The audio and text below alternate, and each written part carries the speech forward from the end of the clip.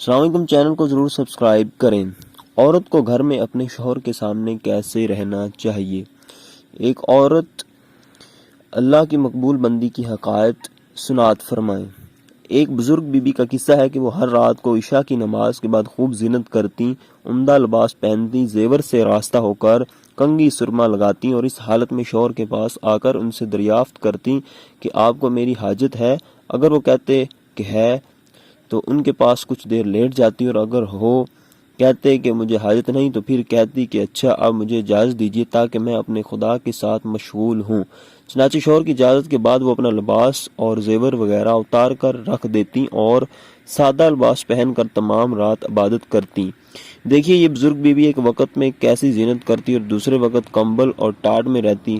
اب اگر کوئی زینت کے وقت ان کو دیکھا تو یہی کہتا کہ یہ کیسی بزرگ ہیں جو اس قدر زیب و زینت کا اہتمام کرتی ہیں، مگر کسی کو کیا خبر کہ وہ کس کے لیے زینت کرتی تھی؟ وہ نفس کی خواہش کے لیے ایسا نہ کرتی تھی، چونکہ شریعت کا حکم ہے کہ عورت کو شوہر کے لیے خوب زینت و زیب کرنا چاہیے، اس لیے کرتی تھی۔ اس صورت میں اس کو زینت کرنے سے ثواب ملتا ہے۔ وہ بزرگ بی بی حکم شرعی کے تابع تھی، جہاں شریعت کا حکم تھا وہاں خوب زینت کرتی، کیونکہ جب شوہر زینت کو کہے تو دلہن کو خستہ خراب رہنے کا کیا حق ہے؟ مگر جو شوہر کو کچھ غرض نہ ہوتی تو وہ اپنے نفس کے لیے زینت کا اہتمام نہ کرتی تھی۔ کاملین اللہ والے زینت اور ترک زینت میں حکم کے تابع ہوتے ہیں اور وہ اپنے نفس کے لیے کچھ نہیں کرتے۔